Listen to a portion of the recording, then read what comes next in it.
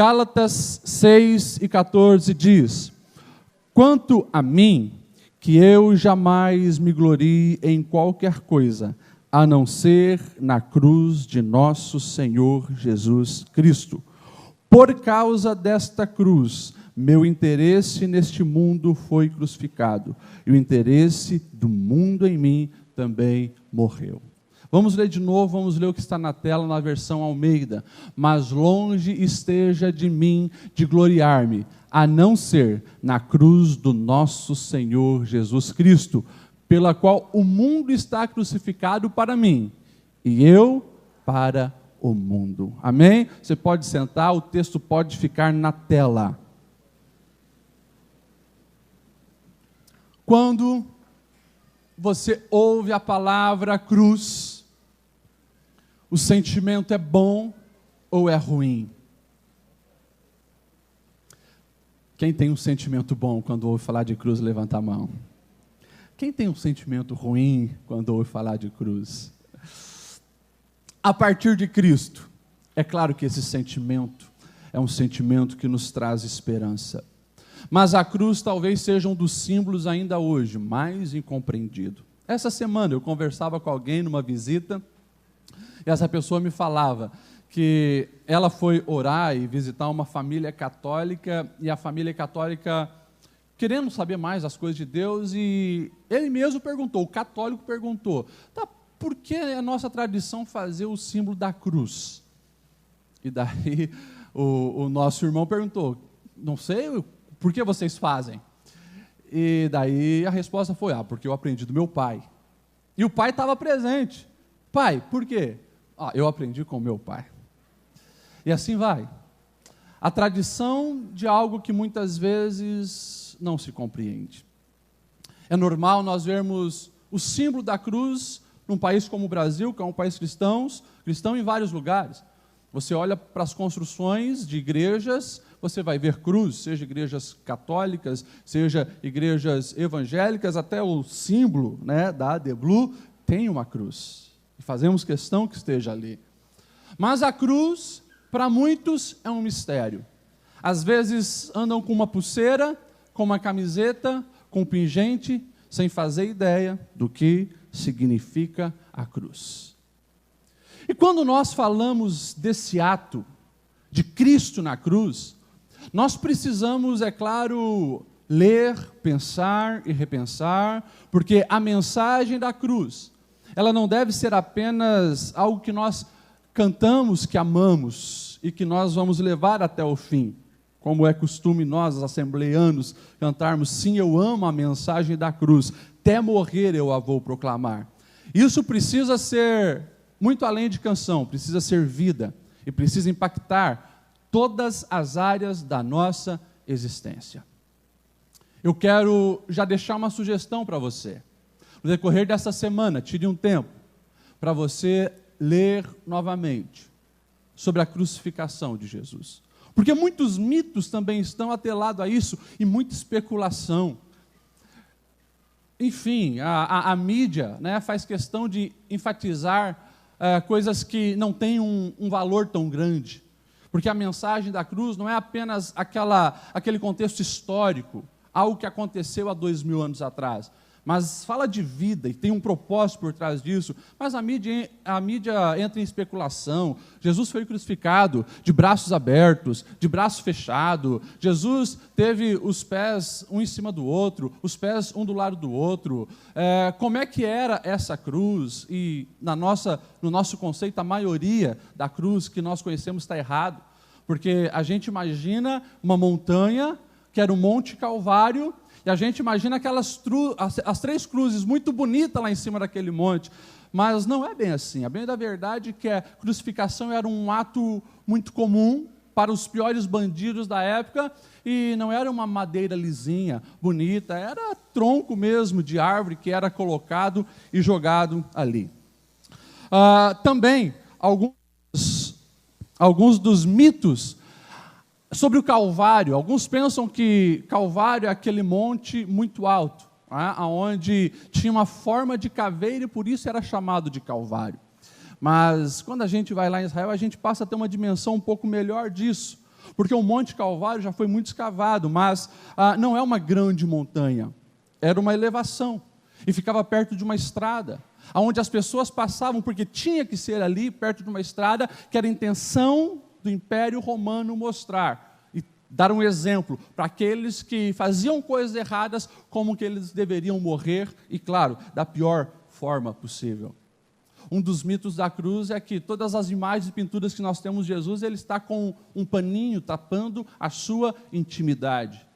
Mas eles sempre estavam nus. E aquela crucificação de Jesus foi uma crucificação um pouco diferenciada, era um dia normal. Por mais que a cruz era um instrumento de tortura, morte, de extrema humilhação, tanto que o romano evitava até falar a palavra cruz, de tão banal e indigno que era aquele ato. Aquela crucificação naquele dia estava diferente. Estava diferente porque pela primeira vez as pessoas passavam naquela rua e aqueles que estavam ao redor daquela cruz olhavam e via um homem totalmente desfigurado. Os bandidos apanhavam antes de ser crucificado, mas ninguém apanhou como o Mestre Jesus. Algo anormal também era uma cruz com uma placa escrito Rei, Rei dos Judeus, e mais, com uma coroa de espinho em sua cabeça, coisa rara.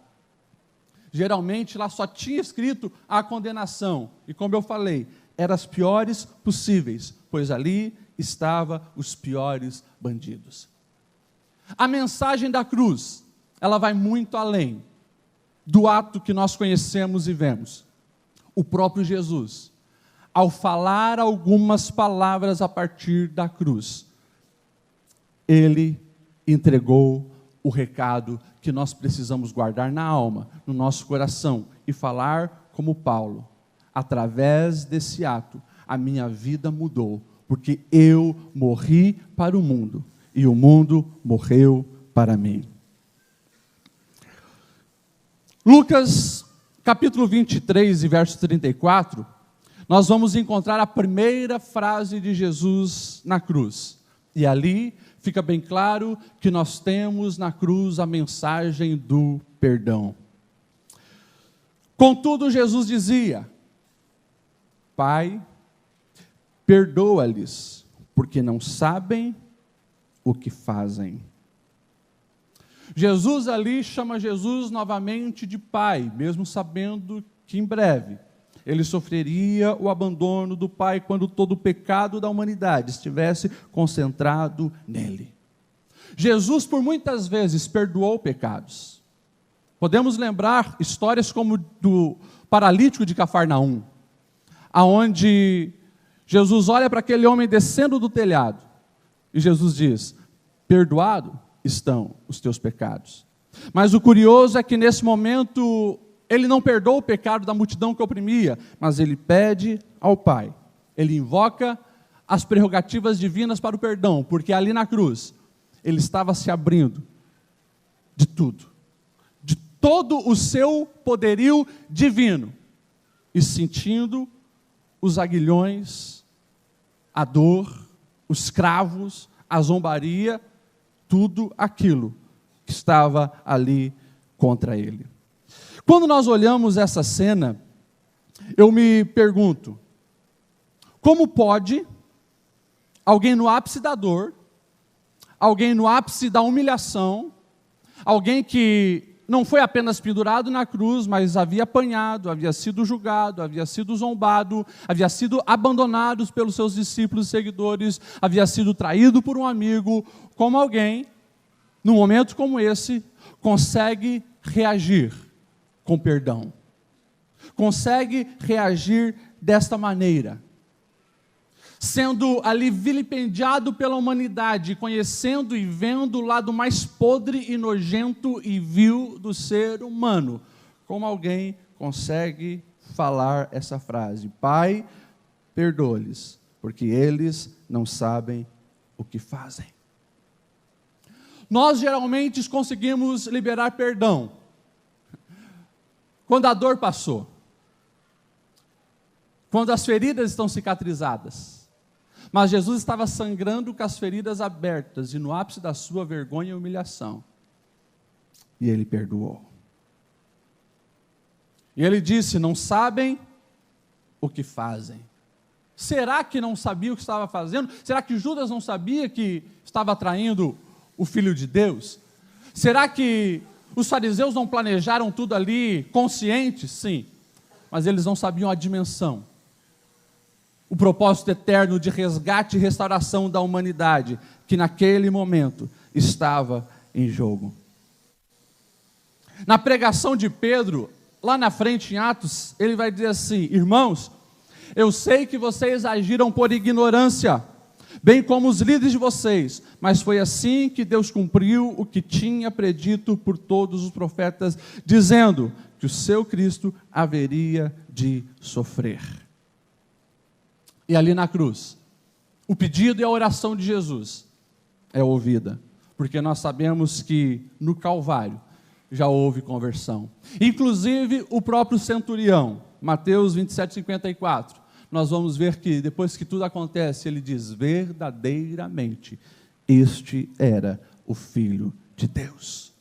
Lucas vai dizer que no fim daquele processo de crucificação, as pessoas, depois de verem o terremoto, ouvirem notícias que o véu se rasgou, elas se afastam batendo no seu coração. Acredito que alguns encontraram ali a salvação. Mas, pastor Lediel, o que essa frase de Jesus, a primeira frase da cruz, significa e tem a ver conosco? Tem tudo a ver. Tem tudo a ver conosco porque Deus, através dessa frase e do ato que estava ali acontecendo, Ele quer deixar bem claro: existe perdão para o ser humano, independente do nível do seu pecado, da sua crueldade, das suas mazelas.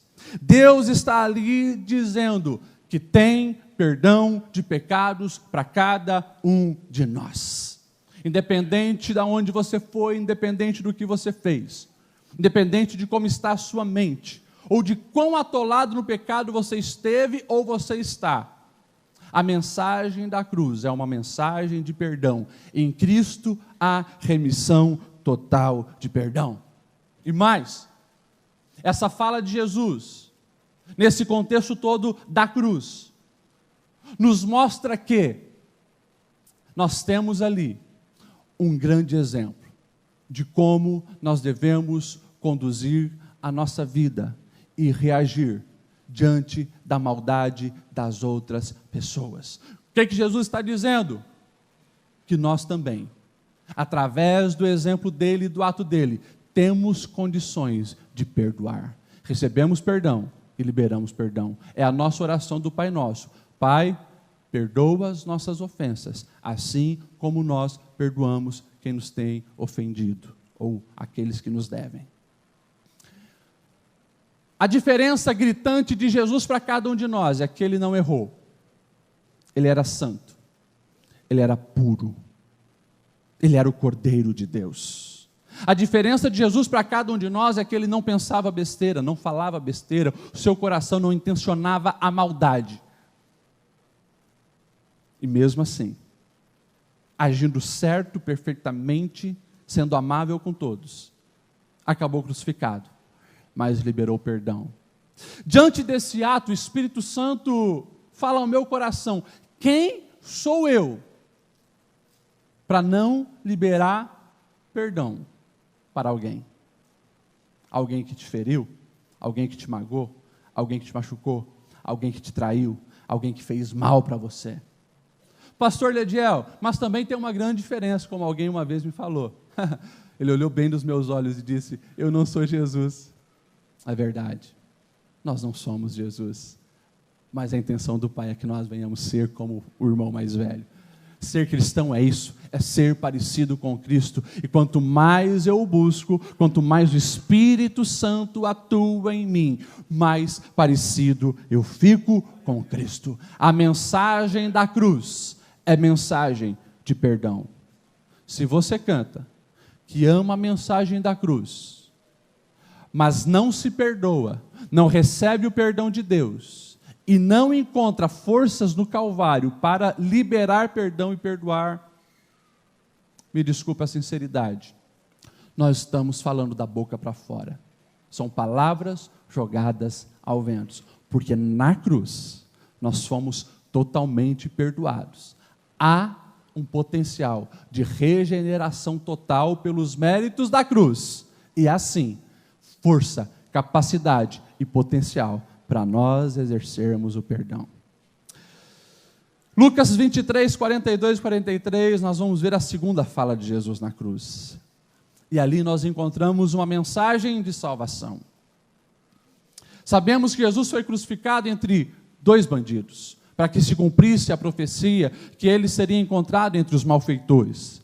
Então, o texto diz: e ele disse: Jesus, lembra-te de mim quando entrares no teu reino. E Jesus respondeu: eu lhe garanto, hoje mesmo estarás comigo no paraíso. É interessante que esse ladrão perdoado, ele faz isso depois do meio-dia. Não temos como precisar as horas, mas nós sabemos, e o texto da palavra de Deus nos diz que no início, quando ele chega lá, é crucificado, todo mundo desprezando, o ódio no coração dessas pessoas que estavam sendo crucificadas era normal, era intenso. Se eles pudessem, eles sairiam da cruz e eles matariam todo que estava ali, rindo, zombando, ridicularizando eles. E claro, ele percebeu que é algo estranho, porque provavelmente já tinha visto alguma crucificação, mas geralmente perto da cruz ficava ali parado aqueles que torciam para o mal daquele homem.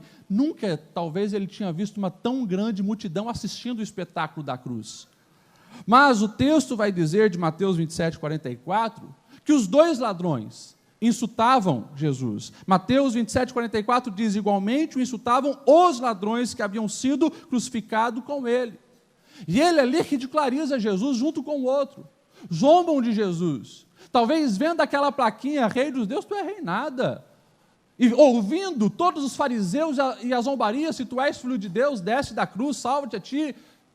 Eles, quem sabe, repetiram a mesma coisa. Sai da cruz, salva-te. Mas o tempo vai passando e a mentalidade e o conceito daquele homem a respeito de Jesus vai mudando, porque ele também nunca viu uma reação como aquela na cruz. Ele nunca viu alguém liberando perdão na cruz. Ele nunca viu um olhar tão meigo e verdadeiro na cruz.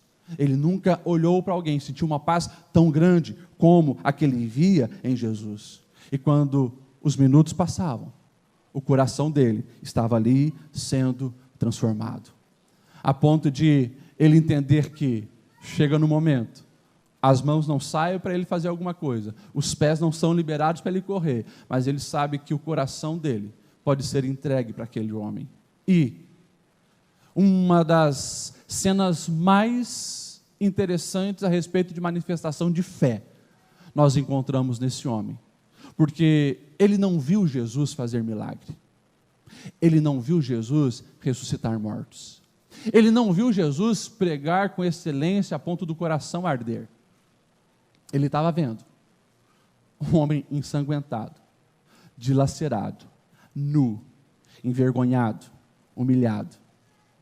Mas aqueles minutos e quem sabe aquelas primeiras horas, perto daquele homem, mudaram o seu coração, aonde ele viu o que nem os discípulos estavam vendo. Ele olha para Jesus e ele diz: lembra-te de mim quando entrares no teu reino. Jesus olha para ele e com um ato de extremo altruísmo, porque quem está naquela situação, a lógica é pensar só em si. Você já sentiu uma dor absurda? Você já sofreu, quem sabe, de uma doença que aquilo corroía o teu corpo? A gente não pensa nos outros. A gente não pensa nos outros. Algumas vezes, graças a Deus faz tempo que eu não sinto, mas eu tinha com muita frequência, às vezes, enxaqueca. E dava uma dor de cabeça tão absurda que a vontade é de bater a cabeça na parede. E a minha reação, quando entrava a minha esposa, os filhos no quarto, sem saber, acendia a luz, eu já ficava bravo. A ira vem, porque eu estou preocupado com a minha dor. E eu olho para Jesus na cruz, além de liberar perdão para todos, com o corpo dilacerado, pendurado, depois de um grande espancamento, ele olha para aquele homem e diz: hoje mesmo estarás comigo no paraíso. A salvação para aqueles que colocam a fé em Cristo Jesus. E eu preciso aqui aplicar isso para a nossa vida, para a nossa realidade. Não existe outro caminho de salvação. Jesus é o caminho, a verdade e a vida. Fora dele não existe salvação. Sei que estou indo contra o politicamente correto, que hoje diz que todos os caminhos levam a Deus. Eu falei terça e eu repito, estou me lixando para o politicamente correto. Eu quero ficar no biblicamente correto, naquilo que Deus mostra que é a verdade. Não são todos os caminhos que levam a Deus, é só Jesus. Não estou dizendo que não devemos respeitar as outras religiões, isso é uma outra coisa. Agora, cuidado, porque a sutileza satânica, atuando principalmente através da mídia, eles querem confundir o respeito com a concordância. Respeite sempre, concorde jamais. Respeite sempre, concorde jamais. Esses dias, teve uma polêmica aí nas redes sociais. O pastor Silas Malafaia se levantou, criticando um outro pastor aí, que tirou uma foto com o padre, dizendo, está aqui, o brilho de Cristo nele. Concordo com o pastor Silas Malafaia. Concordo com o pastor Silas Malafaia. Pegue a história do cristianismo e você vai ver que o catolicismo, infelizmente, tem distorcido a verdade do evangelho, apontado outro caminho. Dá uma lida no que eles acreditam sobre Maria e você vai ver eles colocando Maria no lugar de Jesus, a ponto de dizer que Maria não morreu, que Maria foi assunta aos céus. O que é isso? Uma tentativa satânica de inverter a verdade. Respeito os católicos, amo os católicos, converso com padres católicos. Jamais vou concordar com a idolatria, os erros, a distorção da verdade do evangelho. Só Jesus é a salvação e ninguém mais.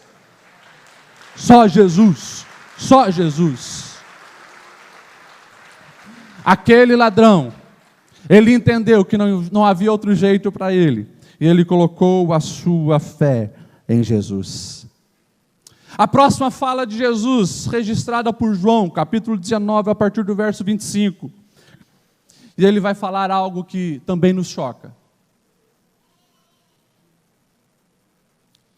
E que esse aplauso que vocês deram agora não se tornem tomates, mas eu vou falar, porque é a verdade do evangelho. Jesus está na cruz, no momento de maior dor, e ali, o texto vai dizer, perto da cruz de Jesus estava a sua mãe, a irmã dele, Maria, mulher de Clopas, e Maria Madalena. Quando Jesus viu a sua mãe ali, e perto dela o discípulo a quem ele amava, disse à sua mãe, aí está o seu filho. E ao discípulo, aí está a sua mãe. Daquela hora em diante, o discípulo a recebeu em sua família, ou sua casa. Maria é uma mulher incrível. Não é digna da nossa adoração, mas é uma mulher incrível. Desde o início, uma adolescentezinha prometida em casamento a José. Quando ela recebe a notícia que seria a mãe do Filho de Deus, ela disse, cumpra em mim a sua vontade, eis aqui a tua serva. Quero estar no centro da vontade de Deus. Mas talvez na apresentação de Jesus, ela já viu que sofreria, porque o Filho sofreria. Ela amou e foi amada por Jesus. Ela amava Jesus.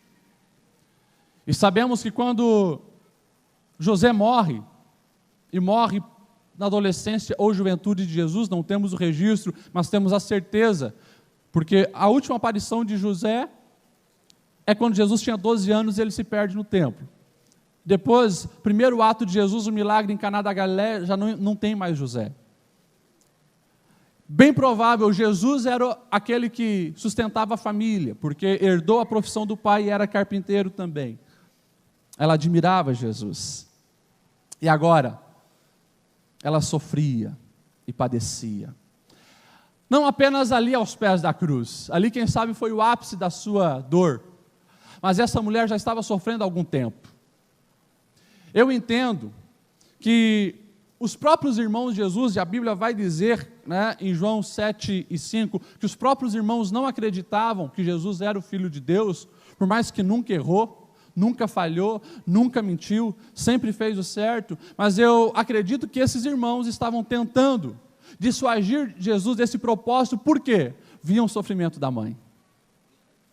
Você que é mãe, imagine o seu filho sendo ameaçado de morte. Imagine você sabendo que os maiores poderosos da sua cultura, da sua nação, querem matar o seu filho. Sem dúvida você sofreria. Acredito que o José, o Tiago, o Judas, ao ver o sofrimento de Maria, por muitas vezes, tentaram desanimar Jesus. Isso aqui é uma suposição minha. Maria estava ali agora aos pés da cruz sofrendo. E como mãe, não era apenas um olhar de sofrimento, não era apenas um olhar de incompreensão, porque ela conhecia quem era o seu filho, o que ele fez, e o que ele fez foi só amar. Mas ali ela, quem sabe, estava numa luta muito grande interna, para não se manifestar e tentar intervir contra aquilo. Mãe é mãe. Mãe é mãe. Mãe prefere sofrer do que ver o filho sofrendo. Ela precisava se controlar, porque ela, desde quando Jesus era pequeno, ela guardava no coração tudo aquilo, e ela tinha uma noção do que Jesus estava ali fazendo. Jesus então ali pendurado, o sangue escorrendo, ele olha para sua mãe e ele diz: mãe, mulher, né? Mulher, ele diz, aí está o seu filho. João, aí está a sua mãe. O filho mais velho era responsável de cuidar dos pais, tanto que ele recebia a herança em dobro, para poder sustentar os pais, sempre até a velhice, e quando os pais morriam, então, ele era digno de ficar com essa herança maior, porque se esperava que os últimos anos da vida dos pais idosos, ele estava ali cuidando, zelando. Jesus não ia poder ficar cuidando da sua mãe terrena, então ele olha e passa essa incumbência para João.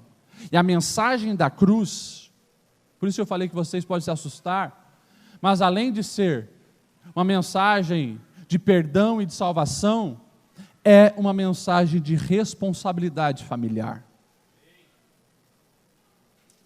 É uma mensagem de responsabilidade familiar. Quando Paulo ele está falando que a mensagem da cruz faz ele morrer para o mundo, ele está dizendo também que faz morrer para todas as propostas do mundo. A proposta do mundo é que você olhe para papai e mamãe como um banco. Suga tudo que você puder e vai viver a sua vida. A mensagem de hoje é essa. Pense em você. Mas Jesus estava mostrando ali a sua responsabilidade para com a sua família e o seu papel de filho mais velho. João, cuida da minha mãe. Se você estivesse no lugar de João, a sua resposta seria sim ou não? Tenho certeza que quase todos aqui falaram que sim, é claro. Imagine o mestre pedindo, pois é. Mas Jesus está todo dia pedindo: cuida do seu casamento, cuida da sua esposa, cuida do seu filho. Não terceiriza a educação dele para a mídia, para a escola, ou a educação espiritual para a igreja. A mensagem do Calvário é uma mensagem de responsabilidade familiar. E toda vez que eu levo isso a sério, toda vez que eu sou responsável pela minha família, toda vez que eu demonstro amor para com a minha casa, eu estou ali, glorificando ao Senhor e mostrando que eu amo a mensagem da cruz. A mensagem da cruz é o olhar para a minha família como um propósito de Deus. É o olhar para o meu casamento, é olhar para a minha esposa, a esposa olhar para o marido, E mesmo que muitas coisas mudaram, mas uma decisão foi tomada lá atrás: vou amar até o fim da vida, porque fiz uma aliança contigo. É eu entender que educar filhos não é vestir bem, não é colocar pão na mesa. Não, isso faz parte. Mas educar os filhos é ensiná-los, é treiná-los, é orientá-los. É vida na vida. A proposta de Deus sempre foi: ensina os meninos no caminho. Seja ao levantar, ao se deitar, ao jantar, ao acordar, ao passear, seja fazer qualquer coisa, é junto, é vida na vida, é tempo investindo, é as situações sendo moldadas e aproveitando o contexto do dia a dia. Está aqui, meu filho, olha como é que se faz, é desse jeito. Vamos ver o desenho que você está assistindo. Você acha que isso é certo? Vamos ver o que é a vontade de Deus nessa frase, nessas palavras, nesse ensinamento, e você vai. Dá trabalho? Dá. É renúncia. Você acha que João ia apenas dar uma roupinha, um pratinho de comida para a Dona Maria e estava tudo bem? Essa mulher ia envelhecer. Essa mulher ia precisar de cuidados especiais. Ele sabia disso. E ele aceitou a proposta que Cristo estava fazendo. A mensagem do Evangelho é de responsabilidade familiar. Vamos seguir. A quarta frase de Jesus, Mateus 27, 46. Por volta das 3 da tarde, Jesus bradou em alta voz: Eloi, Eloi, lama sabachthani, que significa: Deus meu, por que me desamparaste? Por que me abandonaste? Jesus é crucificado às 9 da manhã. Se você está numa linguagem da versão um pouco mais antiga, você vai ver que era a hora sexta, que alguns falam. Jesus crucificado às 9 da manhã. 3 horas se passam, ao meio-dia, algo estupendo e assustador acontece. O que acontece, pastor Lediel? O sol se vai, escuridão vem. Passa 1 hora, 2 horas, 3 horas, tudo escuro, os corações apreensivos. Jesus pendurado na cruz. Por volta das 3 da tarde.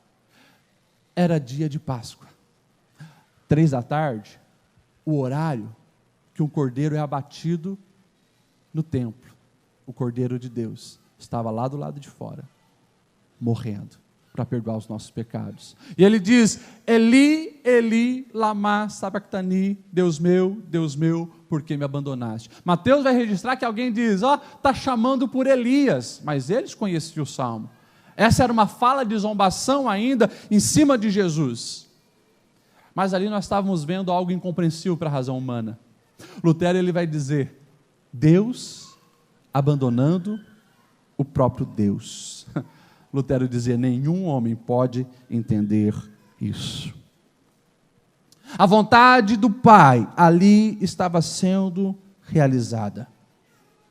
Quando a gente lê essa frase, nós precisamos cuidar com alguns riscos teológicos, de pensar que aquele ato foi algo planejado apenas pelo Pai, e o Filho inocente estava ali. Não. Algo que desde sempre estava no coração do Pai, do Filho e do Espírito. Algo planejado. Mas Jesus sabia que ele seria abandonado.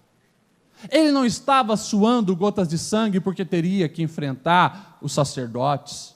Ele não estava no jardim Getsêmani suando gotas de sangue porque ficaria preso ou apanharia. Ou quem sabe iria para uma cruz porque a profecia dizia que ia para o madeiro, a maldição do madeiro. Não.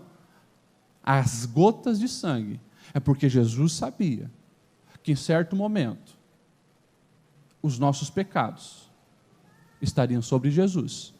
E quando o pecado da humanidade concentrasse em Jesus, o Pai que é santo, não coaduna com isso, teria que virar o rosto para Jesus. Por minha causa e pela tua causa. E não só a nossa causa. É porque o pecado de um pedófilo estaria sobre Jesus. A mentira de uma mulher que destruiu um casamento estaria sobre Jesus. a nossa mentalidade perversa estaria sobre Jesus. As nossas mentiras, as nossas lascívias, as nossas podridões estariam todas sobre Jesus. É assustador quando a gente para pensar o Filho de Deus ali, morrendo, levando o pecado de um pedófilo, alguém que abusa sexualmente de uma criança. Não dá. A razão humana não consegue entender isso. Mas Jesus estava ali, assumindo toda a nossa culpa. Acostumado com o sofrimento no seu ministério, sofrendo perseguição desde o início, sofrendo opressão maligna nesses últimos dias de uma maneira intensa.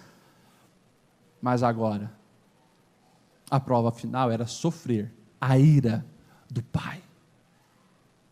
Porque a ira de Deus que deveria cair sobre mim, sobre o estuprador, sobre o pedófilo, sobre o mentiroso, sobre o caluniador, sobre o adúltero, a ira de um Deus justo que deveria cair sobre nós, cai sobre Jesus. E o Pai o abandona. E Jesus faz questão de manifestar em palavras: Deus meu, por que me abandonaste? E essa resposta, a resposta a essa pergunta de Jesus, é que é uma mensagem de segurança ao nosso coração. A resposta é: o Filho de Deus foi abandonado na cruz, para que você tenha uma segurança vitalícia, de que o Pai hoje nunca te abandona. Deus nunca nos abandona. Por quê? Porque o Filho já levou toda a nossa culpa. A gente precisa pensar duas vezes, diante das provinhas e lutas que nós passamos, a gente precisa pensar duas vezes antes de perguntar: Deus, por que está me abandonando? Ele não está. Muitas vezes Ele fica em silêncio. Muitas vezes Ele permite algumas lutas para nos lapidar. Mas o abandono foi no Filho.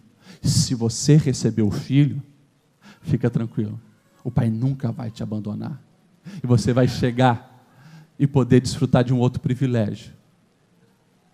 É mensagem de segurança, a mensagem da cruz, porque Deus virou o rosto para o seu Filho lá no Calvário, para que quando eu e você chegarmos diante dele lá na glória, Ele não vire o rosto para nós. Mas a gente vai chegar lá com os méritos da cruz, poder olhar no olho de Deus e chamá-lo de Pai. Pai, Pai.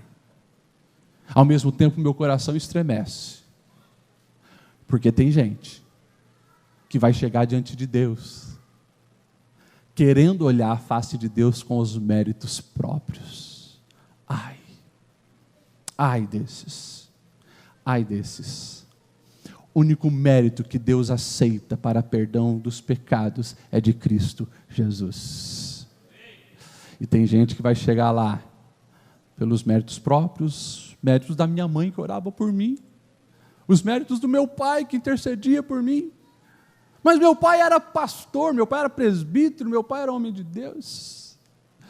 Ou pelos méritos da Maria, do São José, do São Pedro, do Dalai Lama, pelos méritos de Allan Kardec. Não vos conheço, afasta-te de mim, malditos, para o fogo eterno.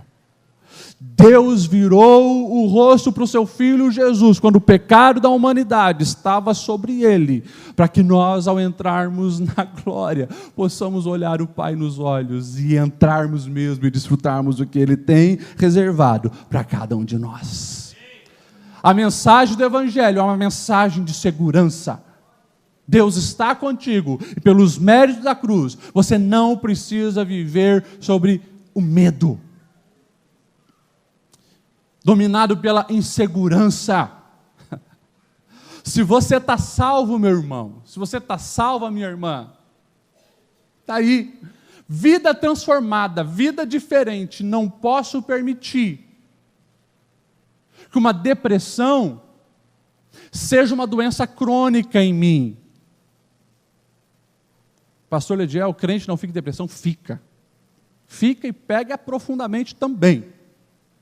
Agora, à medida que nós vamos enchendo da verdade do Evangelho, a segurança vai aumentando e a gente consegue sair disso.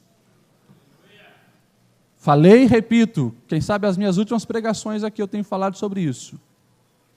É mensagem de esperança para que nós não venhamos ser escravos da ansiedade que assola a humanidade hoje. O medo do amanhã. Antecipando as dores da alma do que pode acontecer. Pode sim acontecer coisa ruim, porque a gente não está isento disso. Agora, quando eu coloco na balança a salvação que eu tenho, a comunhão com o Espírito, o conhecer a soberania do meu Deus, eu consigo superar isso.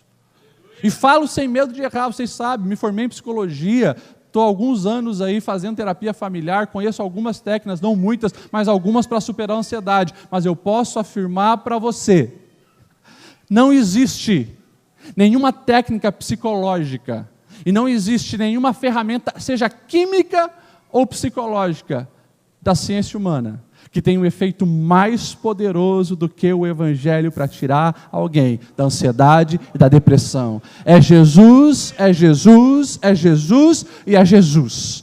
Nele nós temos vida, e a vida que Ele nos trouxe é vida em abundância. A mensagem do Evangelho é mensagem de segurança. João 19, 28, mais uma mensagem, uma fala de Jesus. A mensagem do Evangelho. É mensagem para nós, de satisfação.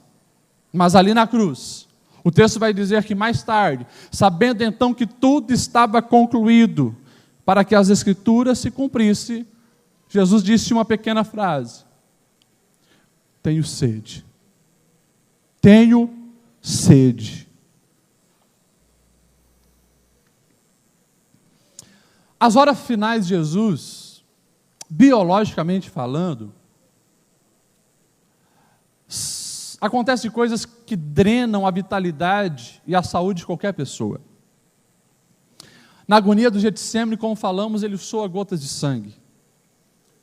Então ele ali apanha, é preso e é levado para o seu primeiro julgamento diante de Caifás, sumo sacerdote.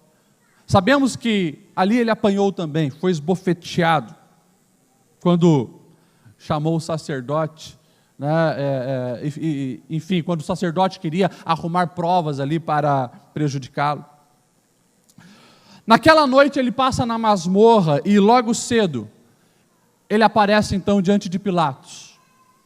Pilatos inquire Jesus, tenta encontrar alguma coisa, não encontra nada, manda para Herodes, porque fica sabendo que Jesus é da Galiléia, então vou me livrar de ter que julgar esse caso. Herodes brinca com Jesus e Jesus fica quietinho, manda de volta a Pilatos. E ali então, Pilatos, para tentar aplacar a ira daquele povo, que queria ver Jesus morto, diz: não, eu vou mandar açoitar. E manda açoitar Jesus. E os romanos, taca-lhe o pau. Dilaceram o corpo de Jesus. Volta aquele ser todo ensanguentado. Pilatos, imaginando, quem sabe agora, vai aplacar um pouco a ira desse povo. O homem está sangrando, está dilacerado. Olha, vamos liberar esse então, porque hoje é aquele dia que a gente pode, né, liberar um dos prisioneiros. E o povo começa a gritar: Barrabás, Barrabás, Barrabás. Que era outra sugestão de Pilatos, um dos piores bandidos que tinha. Queremos Barrabás. E o que eu farei com esse Cristo? Crucifica-o, crucifica-o, crucifica-o. Ele vai, ele lava a sua mão. Mas você consegue entender a brutalidade que Jesus estava passando? O patíbulo, a grande madeira, agora ele tem que carregar. Chega um momento que ele não consegue, sabemos que cai ao chão a cruz. E eles encontram um sirineu que o ajuda a carregar. É pendurado no madeiro. O corpo dele sendo drenado. Passam-se 6 horas. 6 horas. E o que Jesus diz? Tenho sede. No início tentaram oferecer para ele vinho com fel. No começo da crucificação às 9 horas. Para quê? Para tentar amenizar a dor. Jesus recusa. Ele queria passar pelo sofrimento que era necessário. Agora, depois de 6 horas... Então alguém oferece vinagre. vinagre. A pergunta é, por que Jesus fala essa frase, tenho sede? E a resposta é essa, porque alguém iria ali oferecer vinagre, para que se cumprisse a profecia do Salmo 69, verso 21. Puseram fel na minha comida e para matar-me a sede, deram-me vinagre. É claro que tudo isso era também uma simbologia do que estava acontecendo ali, porque Jesus é o Criador de todas as coisas, junto com o Pai e com o Espírito. Aquele que criou os oceanos, as cachoeiras, os lagos, os rios, que deu a água ao planeta Terra. Estava ali no Calvário com sede, pedindo água. E claro, não tem como a gente olhar para essa cena e não se lembrar que Ele é aquele que oferece a água da vida, como lá na mensagem à mulher samaritana, Ele deixa bem claro, que Ele era a água da vida, e ali Ele estava passando sede, para se cumprir a profecia que apontava para aquele que nos libertaria, para aquele que saciaria a sede da nossa alma, para aquele que não apenas saciaria a sede da nossa alma, mas aquele que faria em nós uma fonte que jorraria para a vida eterna. Essa frase de Jesus precisa hoje remeter na nossa mente, ao nosso coração, que isso não mudou. Jesus continua sendo a água da vida. Se nós estamos falando de água, nós estamos falando do elemento essencial para a existência humana. E se Ele é a água da vida, Ele é o elemento essencial para a sobrevivência humana. A proposta de Deus nunca foi sobrevivência. Ele veio, como eu disse, para nós termos vida em abundância. Portanto, tudo o que você tentar substituir para sanar a sede da sua alma, que não seja Cristo, vai ser furada. Seja uma religiosidade barata, seja colocar terno, gravata, biblão e ter carteirinha da Assembleia de Deus, isso não entra na alma. Seja as riquezas, seja os prazeres, seja as amizades, seja o namorado, seja o crush, seja o que for, não entra na alma. Jesus é a água da vida. A mensagem do Evangelho é mensagem de satisfação.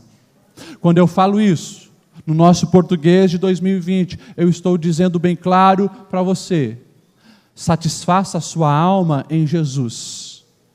Porque se você fazer uma leitura breve da humanidade, ou profunda da humanidade, você vai ver que todas as pessoas que passaram nesta terra tentaram de algum jeito satisfazer um vazio interior.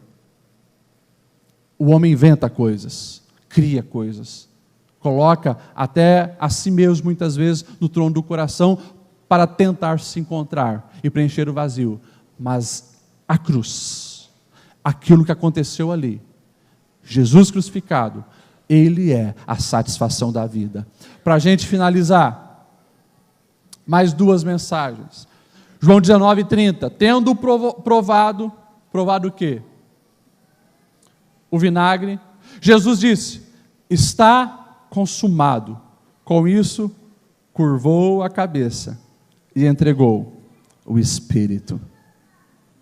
A cruz, nesse ato de morte de Jesus, precisa trazer ao nosso coração uma mensagem de vitória. O Deus homem, que viveu 33 anos nessa terra, cumpriu a sua missão.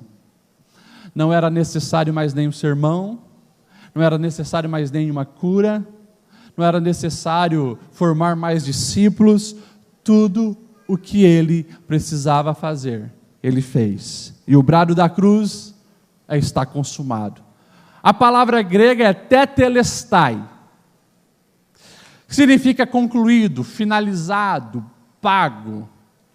Nos carnês da Casa Bahia da época, era isso que carimbava a última folhinha do carnê, quando a dívida estava totalmente paga. Está pago, está consumado, cumpriu-se. É interessante que Jesus ele não fala que acabou. As pessoas que estavam ali ouvindo poderiam pensar, acabou, morreu, o homem se foi, não. Mas ele fez questão de usar a palavra que todos entendiam, que falava de começo de um processo que agora estava concluído e finalizado com toda a competência, finalizado de maneira bem-sucedida. Jesus, ele alcançou os critérios que Deus exigiu. Sabe para quê? Para que as minhas deficiências, as suas deficiências, fossem sanadas. Por Cristo nós entramos no céu, mesmo não concluindo as nossas obras na nossa caminhada nessa terra. O que você está falando, pastor Lediel? Eu estou falando que Jesus pagou até o último centavo da dívida humana. Isso quer dizer que você não precisa se matar, se virar nos 30, para pagar algum pecado que você tem. Mais uma vez, distorções da verdade do Evangelho. Reza 30 Ave Maria, suba a escada de joelho e tantas outras coisas. Não precisa nada disso. A dívida foi paga. Quando eu tento pagar, primeiro, eu estou desprezando o que já foi feito na cruz. Segundo, eu estou entrando num caminho de morte, porque não vou ter competência para fazer o que Jesus já fez por mim. Ele sofreu ali toda a ira e a condenação de Deus, para que nós fôssemos livres. Isso é mensagem de vitória. Se eu amo a mensagem da cruz, eu caminho de cabeça erguida como vencedor e vitorioso, mesmo cercado de inimigos. Se eu amo a mensagem da cruz e essa mensagem está no meu coração, eu não me sinto inferiorizado quando alguém tenta me difamar, me caluniar, me reduzir, ou me comparar com sua grandeza, com o carro que ele anda, com a casa que ele tem, com a roupa que ele veste. Sabe por quê? Eu já fui amado pelo Deus Criador de todas as coisas, que pagou a minha dívida na cruz e me deu a salvação. Tem mensagem de vitória melhor do que isso? Não tem.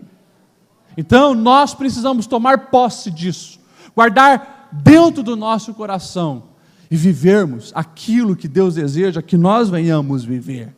E que aquilo que eu faço para Deus, a minha frutificação, seja de fato uma consequência dessa consciência que em Cristo nós já somos mais do que vencedores. Para finalizar, a última fala da cruz, Lucas 23 e 46. E Jesus bradou em alta voz: Pai, nas tuas mãos entrego o meu espírito. E tendo dito isso, ele expirou. Como eu disse, era Páscoa. E o Cordeiro de Deus cumpriu sua missão. Ele nasceu para isso. Ele nasceu para isso. Eu falei no Natal e eu repito. Jesus, desde o seu nascimento, foi apontado para morrer. Quando José, escolhido por Deus, e Maria, escolhida por Deus, saem de Nazaré onde eles residiam, porque o imperador, olha só a coincidência, teve uma linda e brilhante ideia: todos têm que fazer o recenseamento no seu local de nascimento. O José era da descendência de Davi, local, Belém. Então, lá vai José, bem na época que Maria estava para ganhar o neném, sai de Nazaré e vão para Belém. Chegando lá, de porta em porta, bate nas hospedarias, não tem lugar. Vamos se colocar no lugar do pessoal de Belém. Um mínimo de humanidade que alguém tem, ao ver uma mulher ali, com aquela enorme barriga, no momento para ganhar neném, eu duvido que não tinha alguém de bom coração que abriria, não, olha, não tem mais lugar, mas por favor, eu vou ceder a minha cama, eu vou ceder o meu espaço. Todos, não tem lugar, não tem lugar, não tem lugar. Sabe por quê? Naquela noite em Belém, Deus cegou a vista de todas as pessoas, porque cordeiro não nasce em casa, não nasce em hospedaria, não nasce em hotel. Cordeiro nasce no curral. E alguém diz, olha, o único lugar que eu tenho é no curralzinho ali atrás. O menino nasce lá no meio dos animais, para que eu e você tivéssemos a noção que ele nasceu para morrer. Jesus nasceu para morrer. Ele cumpriu o seu propósito, o cordeiro foi esmagado, o cordeiro puro de Deus, que tira o pecado do mundo, esmagado. E agora a última fala dele: em tuas mãos eu entrego o meu espírito. Essa mensagem é mensagem de vida eterna. Porque Jesus, ele está dizendo, o corpo está tombando aqui, mas o meu espírito volta para o meu Pai.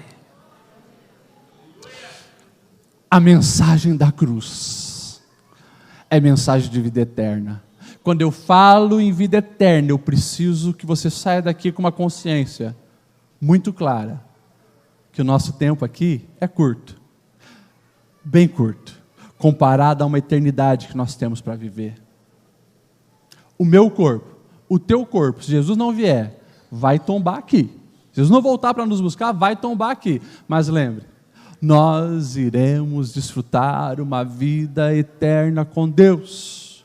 Eu não sei se você já tem saudade do céu, mas se o Espírito Santo está aí no teu coração, você já tem saudade do céu.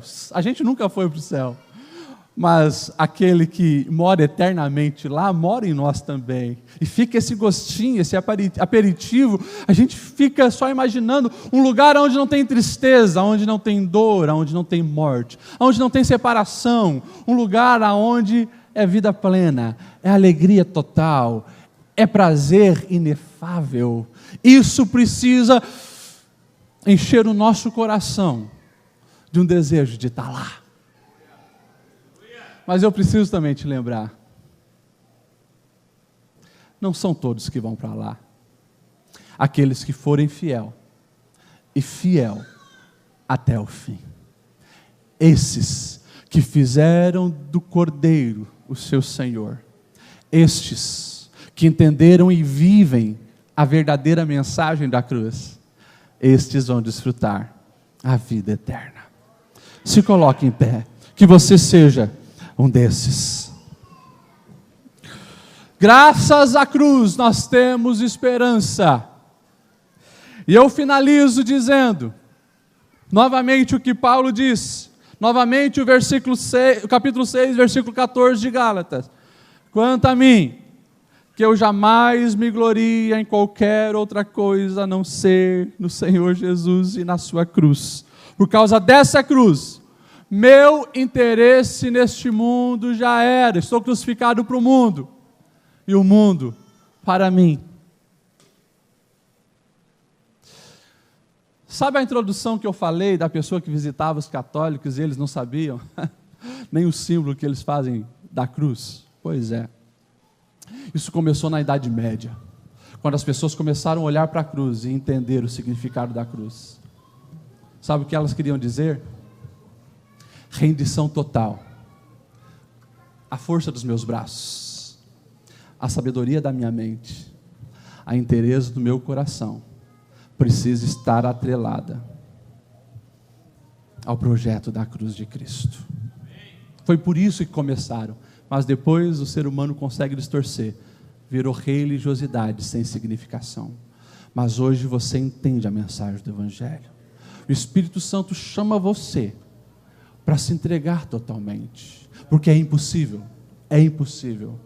conhecer a mensagem da cruz e não fazer dela a sua bandeira, não fazer dela a principal mensagem que as tuas palavras falam, não fazer dela o sentido da sua existência. Eu queria que você fechasse os seus olhos.